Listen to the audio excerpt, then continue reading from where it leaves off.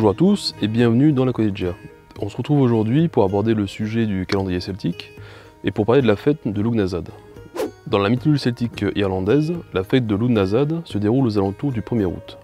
Cette fête se retrouve 43 jours après le solstice d'été et 52 jours avant l'équinoxe d'automne. Le nom de cette fête fait référence au grand dieu celte Lugh, que l'on pourrait traduire par assemblée de Lugh. Le dieu Lugh est un dieu souverain qui redistribue les richesses. En son honneur se célébraient de véritables Jeux olympiques. Avec Lugh, nous sommes en présence d'un grand dieu pan-celtique, c'est-à-dire qu'il fut hautement vénéré par l'ensemble des Celtes. Il a donné son nom à plus d'une douzaine de grandes villes en Europe, comme Lyon, Lugdunum, Laon, Loudun en France.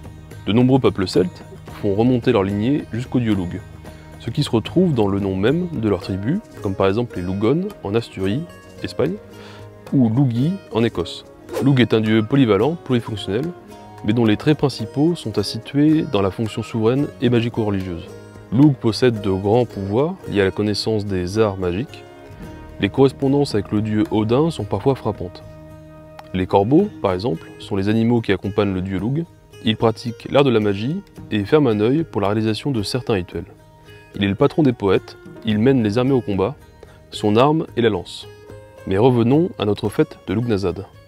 Le dieu Lugh instaura cette fête en mémoire de sa mère, Tail Tiú, dont un tumulus existe à Teltown en Irlande. La mère de Lugh mourut d'épuisement après avoir défriché toute l'Irlande, ce qui permit de préparer tout le pays à l'agriculture.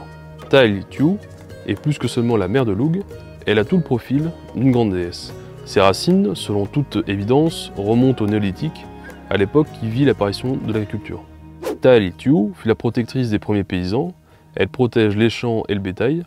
Sa force divine réside tout particulièrement dans les céréales. Au fur et à mesure que ces plantes grandissent, l'esprit de la déesse les habite. La période de la moisson représentait ainsi logiquement la mort de la déesse, une mort donnant nourriture et abondance aux humains. En ceci réside peut-être un des sens profonds de cette fête, celui de la moisson. Pendant la fête de Lugnasad, il était coutume de prendre un peu de blé, qui n'était pas encore tout à fait mûr, et d'en faire des petits pains qui seraient ensuite consacrés à la déesse et à Lugh.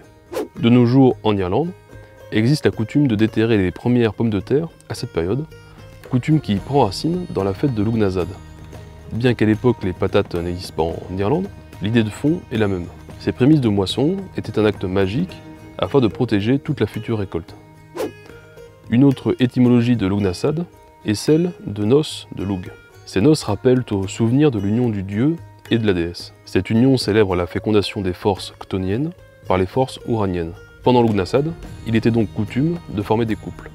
Hommes et femmes s'unissaient afin de respecter cette période magico-religieuse qui protège l'union conjugale. Les enfants conçus lors de cette fête étaient particulièrement bénis des dieux. Conçus pendant Lugnasad, ces enfants naîtront autour d'une autre fête, sacrée des Celtes, celle de Beltane. C'est tout pour moi aujourd'hui, j'espère que le sujet vous aura plu. N'hésitez pas à partager, commenter et surtout vous abonner. A bientôt et bon courage sur la voie.